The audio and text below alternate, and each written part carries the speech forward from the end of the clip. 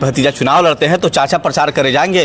ना, नहीं जाएंगे, नहीं जाएंगे। नहीं जाएंगे। उनको आसनसोल लड़ना चाहिए था पवन सिंह को। आप इसके पास से सरवरी है, इसलिए भाजपा टिकट दी थी। पवन सिंह ने टिकट वापस कर ये जो शुरू में 2-3 वीडियो देखी, इसमें देखे होगी पवन सिंह का नाम सुनते ही लोग अपना जवाब बदलने की कोशिश कर रहे हैं, कोई जवाब देने की कोशिश नहीं कर रहे। यही लोग हैं जो पवन सिंह को अपना भाई या फिर भतीजा मानते थे। विनय बिहारी भी कहते थे कि पवन सिंह के लिए जो भी हमेशा खड़े हैं वो, और रवि किशन भी पवन सिंह को छोटा भाई कहते थे।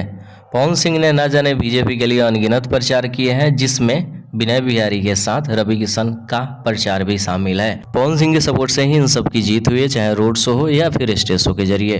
पवन सिंह ने तो रवि किशन के लिए गाना भी गाया था वोट के लिए। हमरा रवि किशन भैया के जिता दिया, सांसद बना दिया। पवन सिंह ने टिकट वापस कर